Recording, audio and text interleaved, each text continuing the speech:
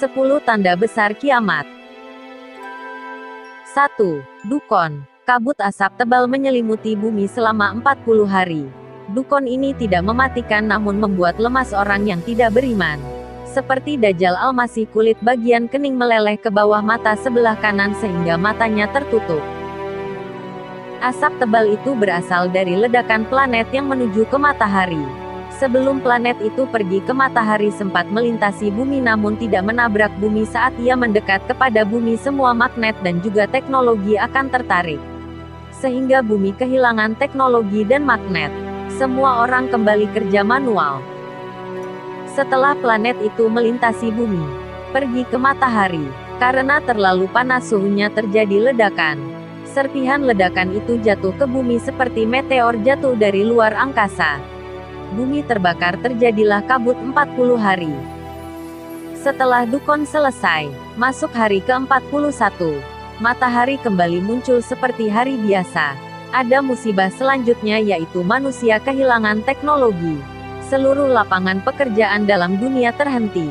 Akan terjadi kemiskinan secara global.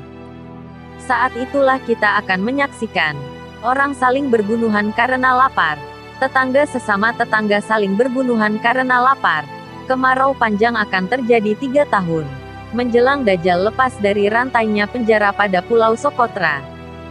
2. Imam Mahdi. Setelah dukon maka muncullah Imam Mahdi, yang akan menjadi pemimpin dunia. Seluruh ulama dunia membayat, mengangkat Imam Mahdi menjadi pemimpin. Sebanyak 313 orang. Jumlah mereka seperti jumlah perang Badar. Akan memaksa untuk Imam Mahdi dibayat. Kenapa harus dipaksa? Jawabannya adalah, karena Imam Mahdi tidak tahu bahwasanya dirinya adalah Al-Mahdi. Pada awalnya Imam Mahdi menolak untuk dibayat.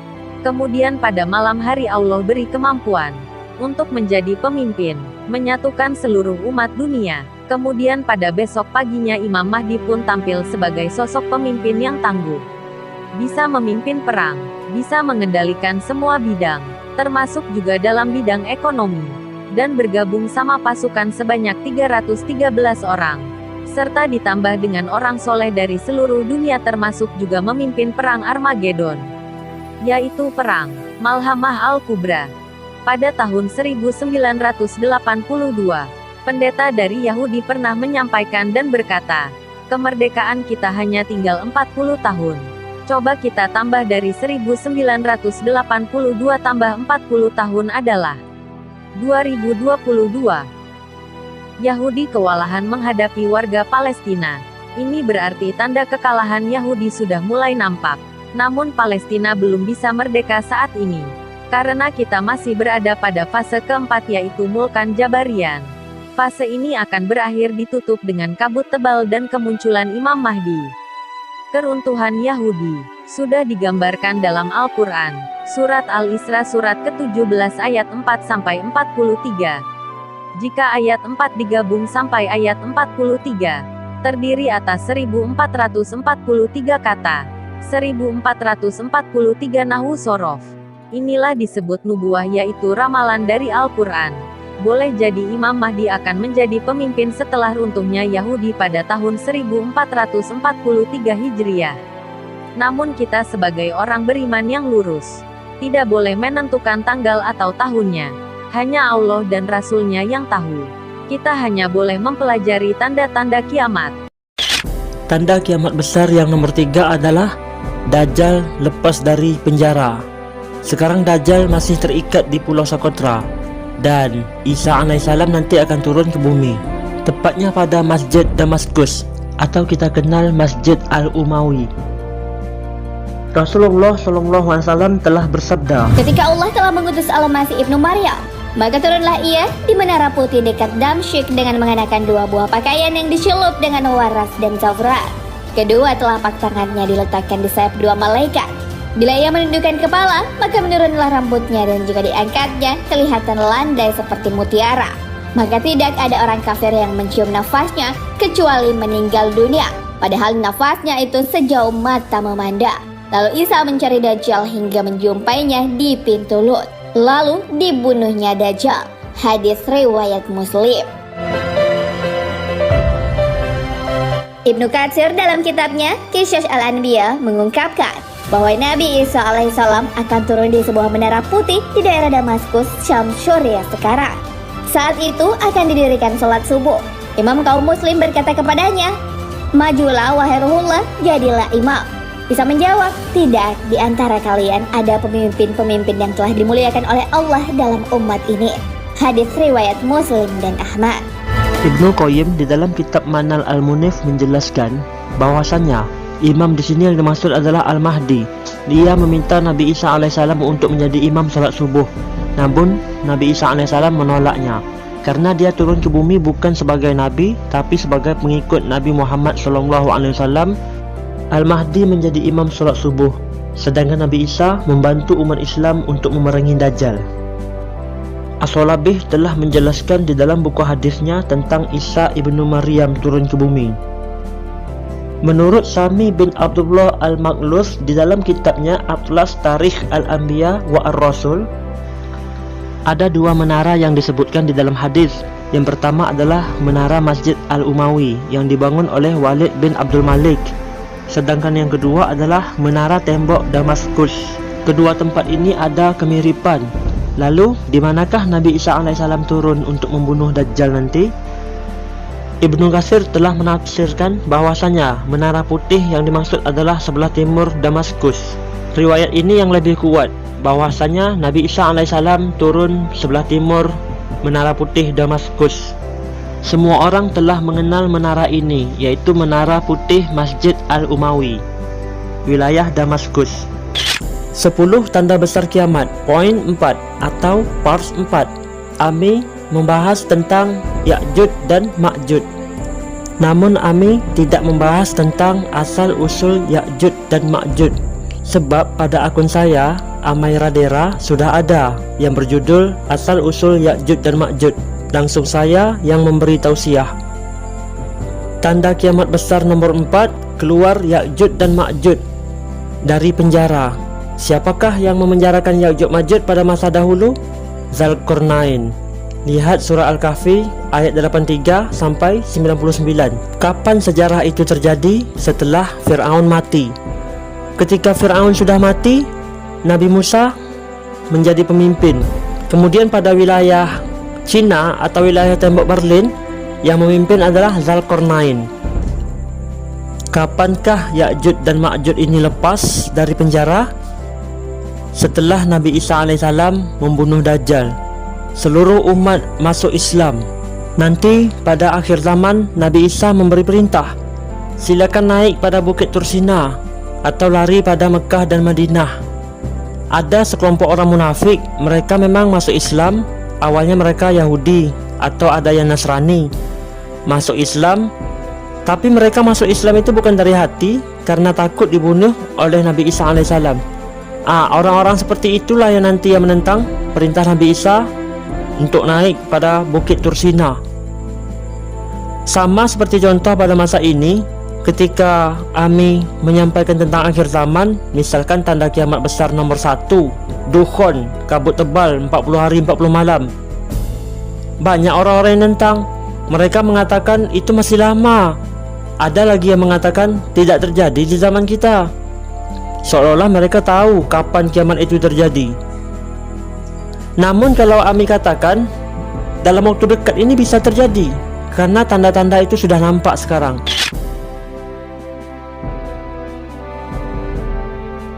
Siapakah yang paling tahu kapan matahari akan terbit dari barat? Yang paling tahu adalah orang Islam, orang beriman. Kenapa? Karena orang beriman ketika itu menghabiskan malamnya dengan tahajud, baca Al-Quran, berzikir. Dia tidur kelelahan, sepuas-puasnya dia tahajud, kemudian dia bangun kembali, dia tahajud kembali, dia berdoa sebanyak-banyaknya berdoa. Padahal tadi tahajudnya orang-orang beriman ya, tahajudnya orang beriman panjang, lama dia berdiri. Setelah itu dia rukuk lama rukuknya, dia i'tidal lama i'tidalnya, dia sujud lama sujudnya. Begitulah tahajud dia kerjakan. Kemudian setelah assalamualaikum selesai, Dia pun berdoa sepuas-puasnya berdoa, berzikir sepanjang-panjangnya zikir, lalu baca Quran sepenat-penatnya, lalu ketiduran lagi. Dilihat hari masih gelap di luar. Kemudian dia terbangun kembali. Setelah terbangun masih gelap seperti tadi. Dia kembali bangkit, sholat lagi seperti tadi. Lalu berdoa lagi, zikir lagi, baca Quran lagi. Kemudian saking lelahnya dia beribadah, tidur lagi. Lalu dia bangun seperti sudah lama sekali tidur. Kemudian dia terbangun masih gelap gulita di luar. Setelah gelap gulita yang begitu panjang di luar, dia lihat ini berarti masih ada waktu untuk sholat tahajud. Dia kembali sholat tahajud. Panjang dia sholat tahajud, Masya Allah, sampai pada saat dimana dia sangat penat. Lalu dia berdoa, berzikir, membaca Al-Quran. Setelah itu dia pun turun ke jalanan. Orang-orang beriman turun ke jalanan, masih gelap gulita. Apa kata orang-orang sesama mereka yang berjumpa di jalanan? Padahal gelap gulita, mereka bawa obor masing-masingnya. Inilah dia tanda-tanda yang pernah kita pelajari. Berarti besok pasti matahari terbit. Orang-orang awam yang udah capek tidur, orang-orang yang memang anti sholat, yang nggak mau ibadah, tapi dia orang Islam, ya, udah banyak tanda-tanda kiamat, tetap aja nggak percaya. Akhirnya kaum muslimin berkumandanglah azan. Siapa yang menyuruh azan? Sang imam. Sang pemimpin menyuruh kumandangkan azan, azan subuh. Allahu Akbar, Allahu Akbar, Allahu Akbar, Allahu Akbar, seterusnya. Ya, kemudian orang berkumpul di masjid. Salat subuh berjamaah. Imamnya baca panjang. Selesai zikir pagi. Zikir pagi, rencana sampai terbit matahari. Ternyata masih gelap gulita setelah itu semua. Sang imam berkata, mungkin tadi terlalu cepat kita mulai azan. Coba lihat, kemana jam tangan perginya? Jam tangan kemana? Obor untuk lihat jam kan ada, kemana jam tangan? Jangan lupa, ini teknologi, semua yang bersifat teknologi sudah selesai. Orang berpatokan hanya kepada matahari. Kemudian, kata imam, terlalu cepat kita tadi kumandangkan azan. Kayaknya tadi kita tuh sholat sebelum waktunya. Kemudian dikumandangkan lagi azan subuh. Kaum muslimin salat lagi, zikir lagi sepuas-puasnya. Selesai semua zikir-zikir, doa-doa Nabi dibaca, masih saja gelap. Kata imam, kayaknya itu yang tadi itu juga terlalu cepat. Ulang kembali azan.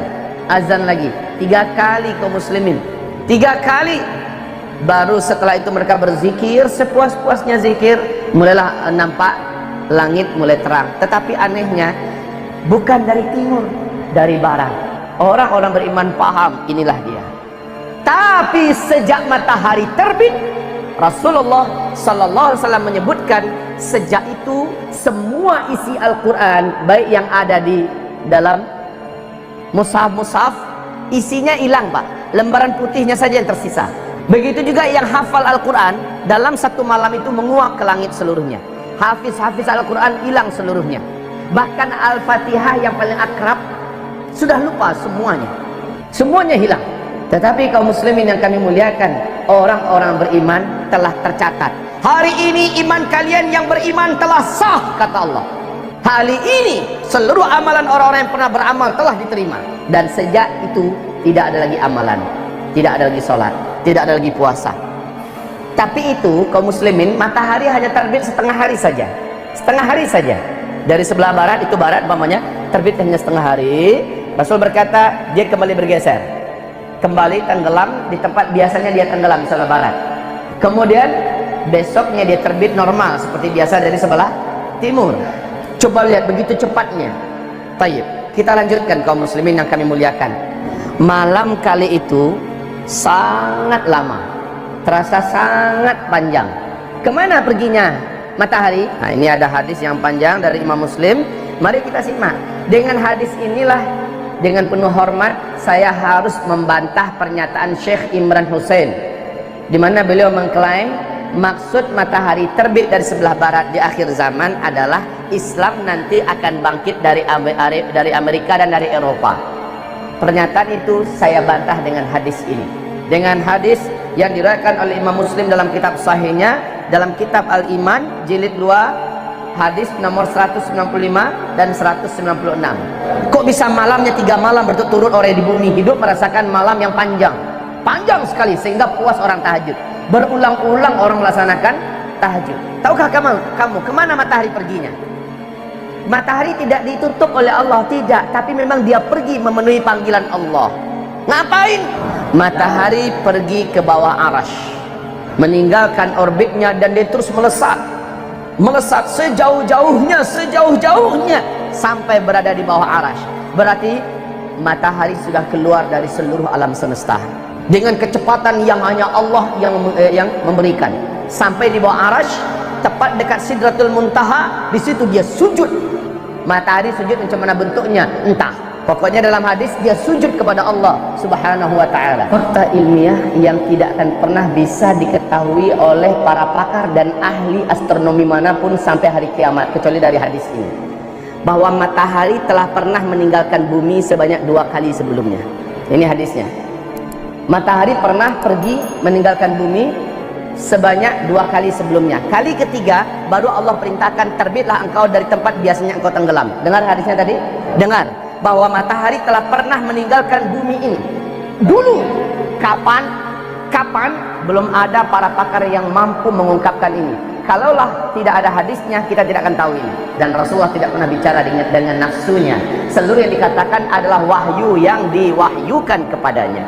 Untuk terbitnya matahari di sebelah barat, tahukah kamu kapan akan terjadi? Dia akan terjadi ketika di mana seluruh pintu taubat sudah ditutup oleh Allah Subhanahu wa ta'ala. Orang yang mau taubat sudah terlambat. Orang yang menyatakan ingin syahadat memasuk Islam sudah telat. Allah Subhanahu wa ta'ala sudah tidak lagi mendengarkan taubat mereka. Di kitab Ensiklopedia Akhir Zaman, Rasulullah bersabda sallallahu alaihi wasallam, tempat terbitnya matahari dari sebelah barat, tempat terbitnya matahari, tenggelamnya matahari di sebelah barat, itu adalah pintu taubat yang ternganga. Jarak pintu taubat itu, kata Rasulullah SAW, 70 tahun perjalanan. Tidak tahu 70 tahun perjalanan cahaya atau perjalanan apa, pokoknya lebarnya pintu taubat itu terbuka adalah 70 tahun. Tapi ketika matahari terbit dari sebelah barat, sejak itu pintu tersebut tertutup rapat, maka tidak ada lagi taubat. Tidak ada lagi taubat. Orang yang ingin bersyahadat memasuk Islam sudah tidak lagi diterima. Bahkan sejak matahari terbit dari sebelah barat, tidak ada lagi sholat duha, tidak ada lagi sholat zuhur, tidak ada lagi sholat asar. Semua ibadah-ibadah dan syariat sudah diangkat. Besoknya binatang raksasa akan keluar dari dalam perut bumi. Malam harinya Al-Quran sudah dipanggil oleh Allah kepada sumbernya, kepada zatnya. Bahkan catatan, subhanallah, Bapak akan baca nanti hadis, kita dengarkan bersama-sama ya. Rasul mengatakan saat itu Al-Quran hanya tinggal lembaran-lembaran putih. Di waktu duha, setelah matahari terbit, orang-orang ingin melihat Al-Quran. Betul, Al-Quran sudah tinggal lembaran-lembaran putih. Saya bertanya kepada Bapak, di zaman Nabi ada nggak Al-Quran yang seperti ini? Di zaman sahabat ada nggak Al-Quran seperti ini? Tidak ada. Yang namanya kertas itu kan baru beberapa tahun kemarin yang baru munculnya kan. Nabi mengatakan saat itu Al-Quran sudah tinggal kertas-kertas putih kosong. Subhanallah. Jelas beliau adalah Nabi yang mulia, Nabi yang benar, Nabi yang jujur. Belum mengungkapkan ada kertas nanti di akhir zaman. Toh Al-Quran ketika dia diangkat sudah tinggal hanya lembaran-lembaran putih yang kosong. Subhanallah. Allah pada hari di mana matahari terbit dari sebelah barat mengumumkan bahwa hari ini iman orang yang telah beriman sebelumnya sudah sah. Hari ini orang yang pernah beramal dengan amal-amal sebelumnya telah diterima. Dan dari hari ini tidak ada lagi amalan, tidak ada lagi iman. Subhanallah. Ada beberapa ciri fisik dan sifat binatang ini yang telah dijelaskan dalam hadis dan Quran An-Naml ayat 82, yaitu memiliki ukuran tubuh yang besar. Besarnya tubuh ini diumpamakan dengan jika binatang ini keluar dari Bukit Safa dengan kecepatan kuda dalam 3 hari, maka sepertiga tubuhnya belum kelihatan. Tubuhnya berbulu panjang, roma pendek dan halus. Mempunyai beberapa kaki, merupakan jenis hewan melata. Binatang ini keluar dari kota Mekah dekat Bukit Safa. Dabatul Ard akan keluar dengan membawa tongkat Nabi Musa dan cincin Nabi Sulaiman. Dapat berbicara kepada manusia dengan fasih dan jelas. Dabatul Ard akan muncul setelah Ya'jud Ma'jud mati. Di dalam Al-Quran telah dijelaskan bahwa Ya'jud dan Ma'jud merupakan 2 bangsa keturunan manusia yang memiliki kekuatan sebagai penghancur umat manusia dan kemunculannya di akhir zaman. Lalu, bagaimanakah wujud Dabatul Ard, sahabat beriman? Ibnu Jurayj mengatakan bahwa Ibnu Zubair menjabarkan binatang ini dengan rinci. Kepalanya seperti kepala kerbau, matanya seperti mata babi, telinganya seperti telinga gajah, tanduknya seperti tanduk rusa jantan, lehernya seperti leher burung unta, dadanya seperti dada singa, warna kulitnya seperti warna kulit harimau, panggulnya seperti panggul kucing, ekornya seperti ekor biri-biri jantan, dan kakinya seperti kaki unta. Di antara sepasang persendiannya sejarak 12 ukuran garis lurus. Apa tujuan munculnya Dabatul Ard jelang hari kiamat? Binatang ini berbicara kepada manusia dan menegaskan bahwa manusia sudah tidak percaya dengan isi Al-Quran atau ayat-ayat Allah. Dengan memukulkan tongkat yang dibawanya, binatang ini dapat membuat tanda di wajah orang mukmin menjadi cerah bersinar dan wajah orang kafir menjadi kelam dan gelap. Binatang ini akan menghadap ke timur dan menjerit, lalu menghadap ke arah barat dan menjerit lagi. Suara jeritan Dabatul Ard dapat menakuti orang kafir sehingga setelah mendengar jeritan mereka akan panik dan lari. Tetapi bagi orang mukmin, jeritan binatang ini terdengar biasa saja sehingga mereka tetap di tempatnya. Dabatul Ard akan keluar setelah Ya'juj Ma'juj musnah karena terserang virus yang telah diturunkan oleh Allah, dan pada saat itu keadaan bumi sudah pulih dari bencana yang telah ditebarkan oleh Ya'juj Ma'juj.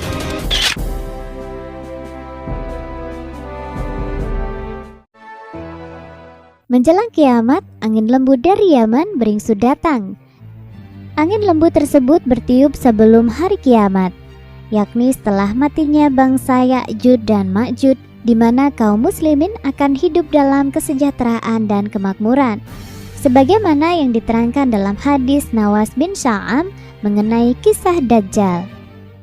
Tatkala mereka hidup dalam keadaan demikian itu, Allah mengirim sebuah angin yang lembut yang mengambil mereka dan mencabut nyawa setiap orang mukmin dan muslim, sehingga yang tersisa hanyalah orang-orang yang jahat. Mereka saling bermusuhan di antara sesama, sebagaimana keledai saling bermusuhan di antara sesama. Pada mereka itulah kiamat akan terjadi. Hadis riwayat Muslim. Setelah peristiwa datangnya angin lembut dari Yaman yang mengangkat roh orang-orang yang masih memiliki keimanan di hatinya, meskipun itu hanya seberat ukuran biji sawi, maka tak ada lagi manusia yang tersisa di muka bumi ini, kecuali hanyalah orang-orang kafir dan jahat yang tak lagi sudi menyebut nama Allah. Maka tak ayal bila di kemudian hari tiada seorang pun yang dapat merawat Ka'bah ataupun menjadikannya tempat beribadah. Hingga datanglah seorang lelaki botak dari Habasyah yang bernama Zulsuwaikatain yang menghancurkan Ka'bah, merusak perhiasannya, melepas kiswahnya, serta mengambil batunya satu persatu menggunakan sekop dan cangkul. Dan setelah pembinasaan Ka'bah itu, Baitullah tidak pernah tersisa lagi ataupun dimakmurkan oleh orang-orang yang beribadah untuk selama-lamanya, hingga hari kiamat itu tiba. Tanda besar kiamat nomor 8, bumi bagian timur tenggelam dalam laut, seperti Indonesia, Brunei, Singapura, Hindia. Tidak lama waktu kemudian, disusul pula dengan tanda besar kiamat nomor 9, yaitu bumi bagian barat tenggelam dalam laut, seperti Afrika, Kanada, Eropa, Amerika, kecuali Jazirah Arab. Jazirah Arab tidak tenggelam, seperti Mekah, Madinah, Palestina, Bahrain, Dubai, secara umum di negeri Syam. Di saat kejadian yang sama, di Mekah memang tidak tenggelam, namun ada seorang laki-laki, Zulsuwaikatain, yang menghancur Ka'bah menggunakan cangkul dan sekop. Kenapa menggunakan cangkul, tidak beko? Karena waktu itu teknologi memang tidak ada lagi di saat kejadian yang sama. Jadi yang mengalami tenggelam dalam laut itu hanya bumi bagian timur dan barat, kecuali Jazirah Arab. Antara tanda kiamat 7, 8, 9, dan 10 itu makin dekat dia. Tanda kiamat 1, Dukhon. Antara Dukhon dengan pembaiatan Imam Mahdi itu lama. Tanda kiamat besar nomor 2, munculnya Imam Mahdi. Jauh jaraknya. Makin ke ujung itu makin dekat. Sama seperti orang mau melahirkan. Misalkan ibu-ibu yang mau melahirkan buka satu, antara buka 1 ke buka 2 itu lama biasanya. Masuk buka 3 mulai cepat, buka 4, buka 5, buka 6 itu mulai cepat, buka 9 dan buka 10 itu cepat dia. 10 tanda besar kiamat. Par 10. Api keluar dari arah Yaman, menghantar manusia ke padang mahsyar, serta disambut dengan tiupan trompet dari malaikat Israfil. Rasulullah Shallallahu Alaihi Wasallam bersabda, dan orang yang paling akhir dikumpulkan oleh api menuju mahsyar adalah 2 orang pengembala dari Muzayanah yang hendak ke Madinah dengan berteriak-teriak mencari kambingnya. Kemudian ia menjumpai kambingnya yang ternyata sudah menjadi liar. Hadis riwayat Bukhari. Rasulullah mengisahkan tentang keadaan mereka tatkala itu dalam hadis Abu Hurairah. Manusia akan digiring dalam 3 keadaan. Dalam keadaan berharap dan cemas, 2 orang berkendara di atas 1 unta, 3 orang di atas 1 unta, bahkan 10 orang di atas 1 unta, sedangkan orang-orang yang tersisa akan digiring oleh api. Api itu menyertai mereka ketika mereka tidur malam, menyertai mereka ketika tidur siang. Para perawi berkata, dan menyertai mereka di pagi hari, juga menyertai mereka di sore hari. Hadis riwayat Al-Bukhari dan Muslim. Berdasarkan hadis di atas, dapat disimpulkan bahwa manusia akan dikumpulkan dalam 3 keadaan. Kelompok pertama akan dikumpulkan dalam keadaan berharap dan cemas. Kelompok kedua akan berkendara di atas 1 unta. 1 unta ketika itu akan dinaiki beramai-ramai. Ada yang dikendarai 2 orang, 3 orang, bahkan 10 orang. Lalu bisakah hal itu terjadi? Yakni berkendaranya banyak orang di atas 1 unta? Di antara ulama ada yang mengatakan bahwa yang dimaksud adalah mereka bergantian menaiki unta tersebut. Sebagian yang lain mengatakan bahwa pada saat itu Allah memberikan kekuatan pada unta-unta sehingga mampu melakukan hal itu. Namun tampaknya yang dimaksud bahwa hal ini menunjukkan sedikitnya kendaraan yang bisa ditunggangi saat itu, sehingga mereka terpaksa mengendarai 1 unta bersama-sama. Kelompok ketiga akan digiring oleh api. Api tersebut tidak meninggalkan mereka sama sekali sampai tiba di padang mahsyar. Semua manusia yang dikumpulkan pada saat itu adalah orang-orang yang paling buruk, karena kiamat tidaklah terjadi kecuali pada seburuk-buruk manusia. Rasulullah bersabda, tidaklah terjadi hari kiamat kecuali pada manusia-manusia paling buruk. Mereka lebih buruk dari orang-orang jahiliyah. Tidaklah mereka berdoa kepada Allah dengan sesuatu kecuali Allah tolak doa mereka. Hadis riwayat Muslim.